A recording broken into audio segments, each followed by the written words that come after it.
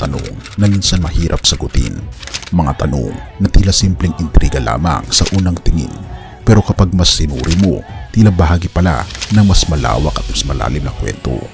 Ganito ang tanong tungkol sa relasyon ni na Pangulong Ferdinand Bongbong Marcos Jr. at Vice Presidente Sara Duterte. Kailan nga ba nagsimula ang tensyon at paano ito nagsimula? At higit pa roon, ano ang papel ni na dating Pangulong Gloria Macapagal-Arroyo, House Speaker Martin Romualdez at First Lady Lisa Araneta Marcos na tila palalang sitwasyon?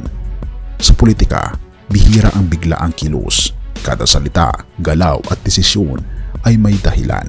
At dito nagsisimula ang kwento ng alitan sa pinakamataas na antas ng pamahalaan. Pero bago natin sagutin ang tanong kung kailan nga ba nagsimula ang hidwaan, kailangan muna nating maunawaan ang mga nakatagong detalye at koneksyon na bumubuo sa kwentong ito. Halika, atin itong pag-usapan, mga kaibigan.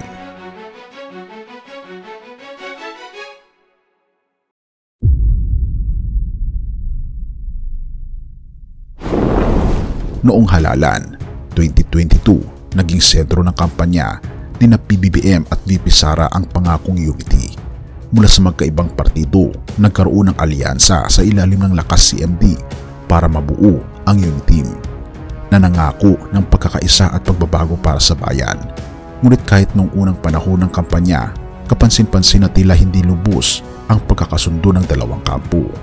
Ang unity team ay tinatag hindi sa batayan ng mga matibay na prinsipyo kundi sa layunin lamang na manalo. Ito ba ang ugat ng problema?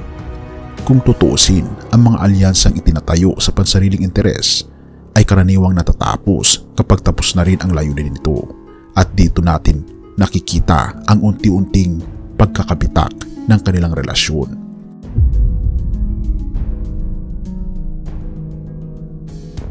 Vice President Sara Duterte resigns from her political party, Lakas Christian Muslim Democrats or Lakas CMD, where she served as chairperson. Naging laman ng balita ang biglaang pagbibitaw ni VP Sara Duterte bilang miyembro ng Lakas CMD, ang partidong nagdala sa kanya sa posisyon bilang Vice Presidente.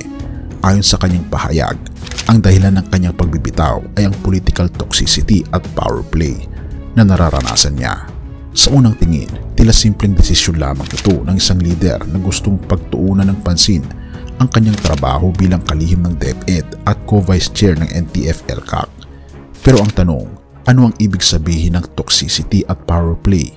Sino ang tinutukoy ni VP Sara dito?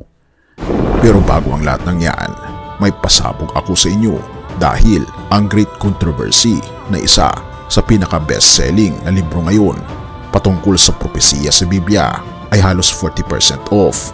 Mabibili mo ito sa halagang 497 pesos na lang.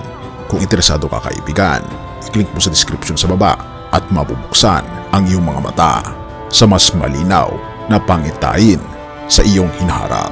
Tayo'y magpatuloy. Ang hakbang na ito ni VP Sara ay dumating ilang araw matapos ang kontrobersyal na pagpapalit ng posisyon ni FPGMA mula Senior Deputy Speaker tungo sa simpleng Deputy Speaker na lang. Bagamat hindi sinabi ng House Leadership na ito'y para magaanan ang trabaho si Arroyo, maraming naniniwala na ito ay isang demotion na may bahid na politika.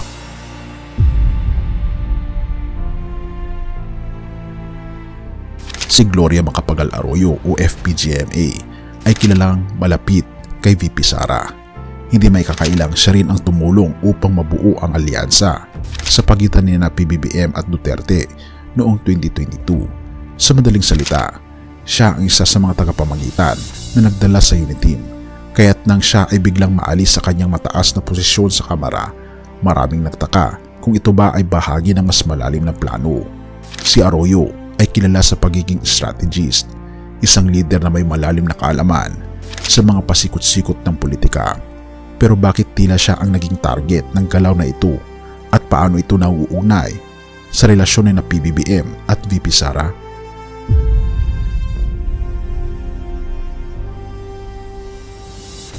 Sa kabila ng mahinahon at maayos na pananalita, si House Speaker Martin Romualdez ay unti-unting nagiging sentro ng usapin. Kilala siyang isa sa pinakamaimpluwensyang tao sa Kongreso at isa rin sa pinakamalapit na kaalyado ni PBBM. Pero ang tanong, siya ba ang nasa likod ng kontrobersyal na pagpapalit ng posisyon ni Arroyo? Hindi maiiwasang isipin na ito'y bahagi ng mas malaking laro ng kapangyarihan, lalo na't si Romualdez ay presidente ng Lakas CMD. Kung ganito nga, ginagawa ba niya ito bilang pagpapakitang gilas kay PBBM o kaya naman may mas personal na layunin na nais niyang makamit tulad ng pagpuposisyon para sa 2028 na halalan? Ano ang katotohanan nito?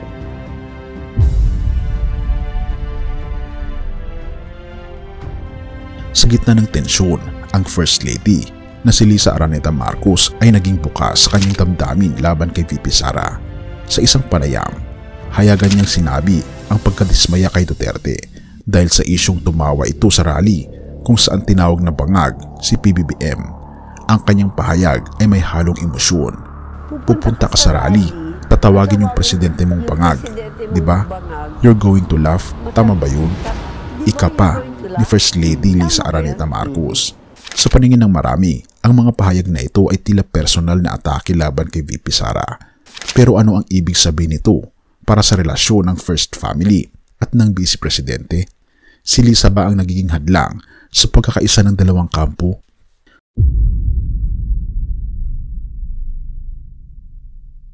Sa gitna ng lahat ng ito, marami ang nagtatanong, ang unity ba na simbolo ng pagkakaisa noong halalan ay tuluyan ng nagkawatak-watak?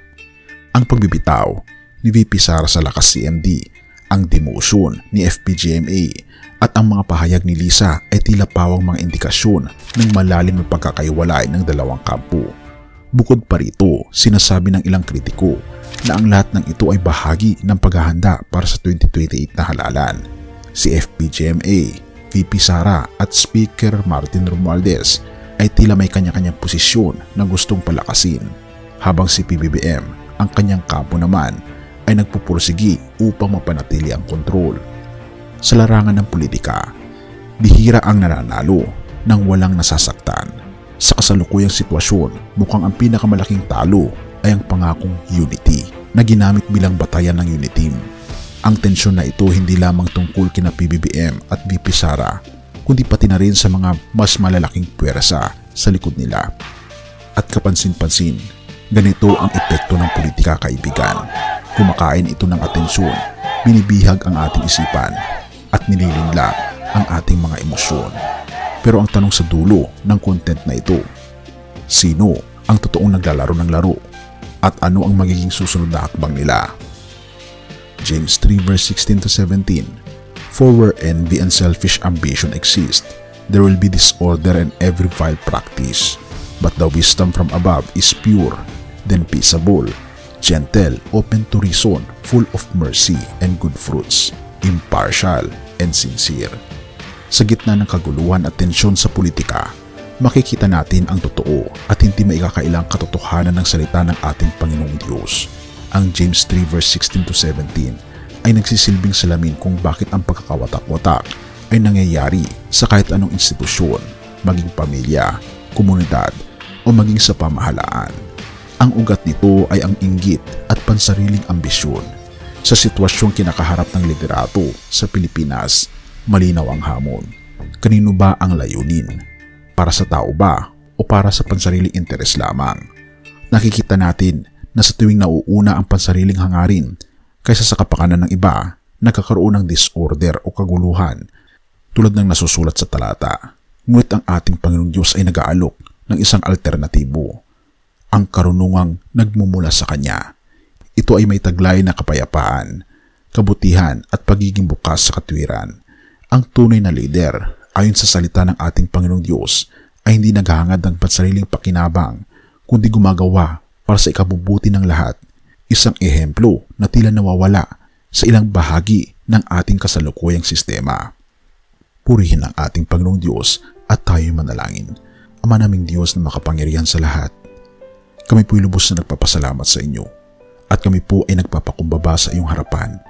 Pinapanalangin namin ang aming mga lider, ang aming Pangulo, Vice Presidente at lahat ng nasa pamahalaan. Bigyan mo sila ng pusong naghahangad ng kapayapaan, katarungan at kabutihan.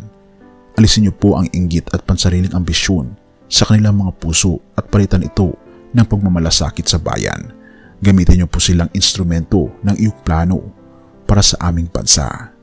At tulungan niyo rin po kami, Panginoon, na magkaroon ng pag-ibig sa aming puso na aming po itong ibahagi sa aming kapwa.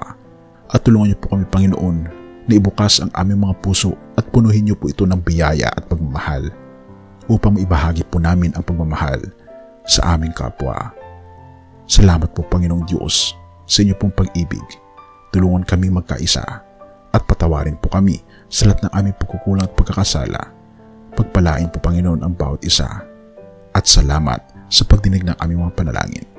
At patawarin po kami sa lahat ng aming pagkukulang at pagkakasala sapagkat ito sa matiling, sa matamis na pangalan ng aming Panginoon Jesus. Amen.